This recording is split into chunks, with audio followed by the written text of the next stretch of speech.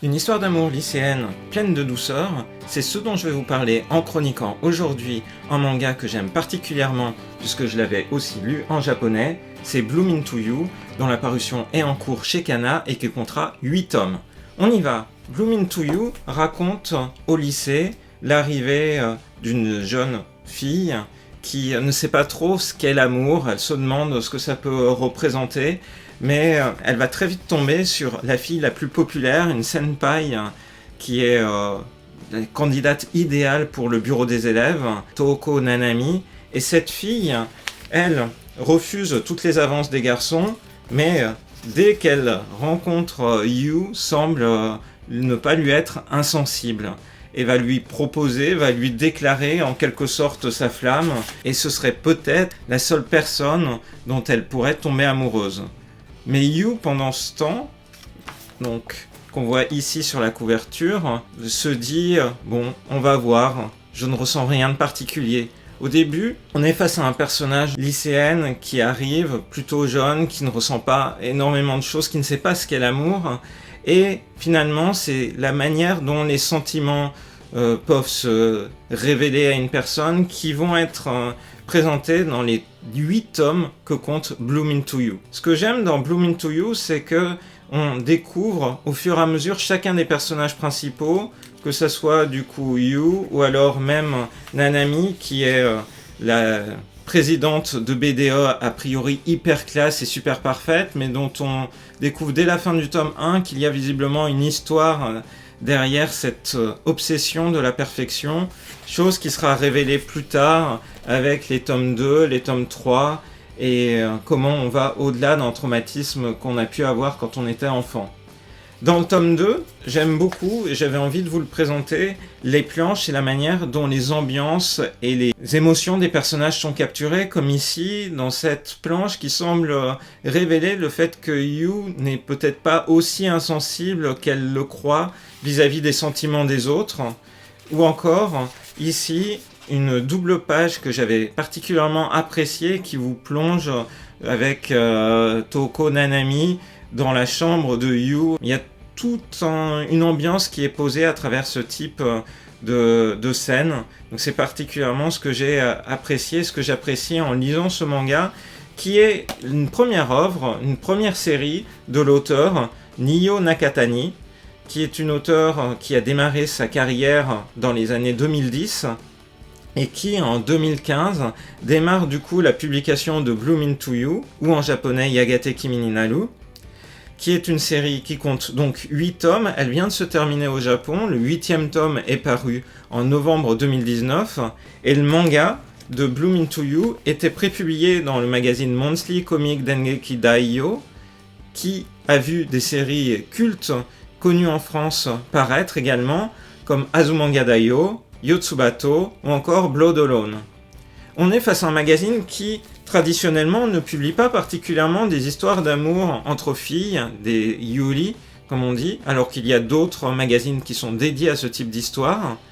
Donc, c'est vraiment une histoire originale qui a vite su attirer l'attention, puisqu'elle a été adaptée en animé dès 2018. C'est une série animée qui compte 13 épisodes,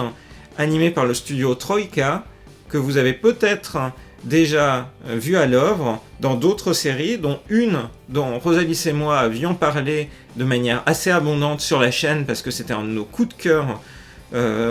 des dernières années, c'est Work Creators. La série animée Bloom Into You couvre à peu près les 5 premiers tomes de la série, donc ne va pas jusqu'à la conclusion réelle de l'histoire, puisqu'elle s'est terminée avant même que le manga n'atteigne sa conclusion. Au niveau des autres produits dérivés, il faut savoir qu'il y a une série de romans spin-off de Bloom Into You qui a démarré, Yagate Kimi ni Naru Seiki Sayaka ni Tsuite,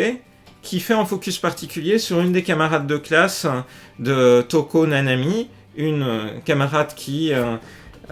très tôt, dès le collège, est tombée amoureuse d'une fille. C'est ce qui est révélé dans le tome 3. Voilà, quand elle était au collège, elle a eu une histoire d'amour avec une autre fille, mais cette fille, quand elle a quitté le collège, n'a plus du tout assumé cette histoire. Et par exemple, dans ce tome, on voit comment finalement il a été mis un terme à leur relation, considère ça comme un petit égarement passager, s'aimer entre filles, c'est ridicule, hein.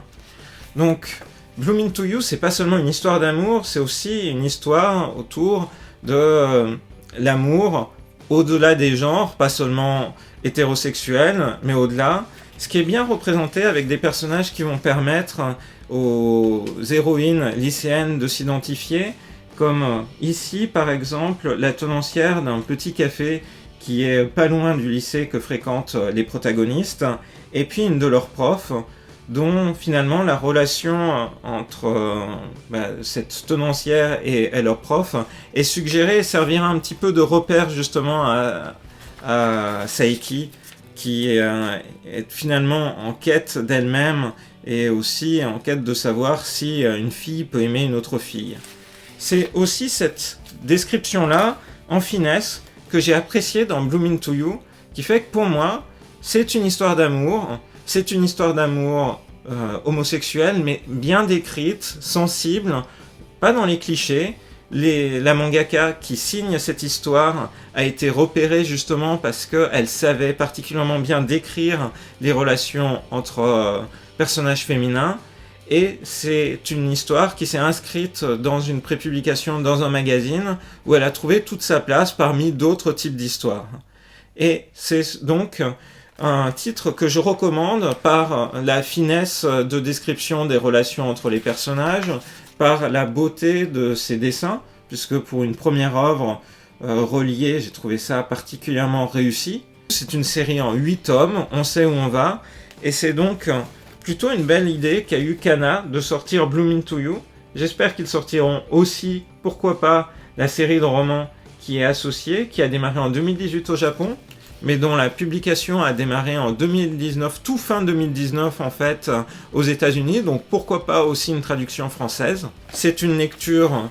pleine de tendresse que je vous recommande, et n'hésitez donc pas à dire en commentaire de cette vidéo ce que vous avez pensé soit du manga, soit de l'animé. Dernière chose amusante, je voulais terminer sur une anecdote sur Nio Nakatani, donc l'autrice de ce manga, puisque elle se dépeint à chaque fois, à chaque tome de manga dans la postface sous la forme, je suis obligé de reprendre le manga sous les yeux, d'un grèbe castagneux. Vous voyez, c'est un oiseau. En japonais, l'appellation de l'oiseau utilise les mêmes kanji que ceux de l'auteur. Ce qui est rigolo, c'est qu'elle fait des interviews, on trouve quelques photos d'elle justement en ligne, mais avec un masque de grèbe castagneux. Voilà, je trouvais que c'était assez rigolo de voir ça et de comprendre aussi que c'est pas seulement dans le manga qu'elle se représente comme ça, mais aussi dans la réalité, puisque je vous mettrai par exemple ici une photo d'une de ses interviews où on la voit avec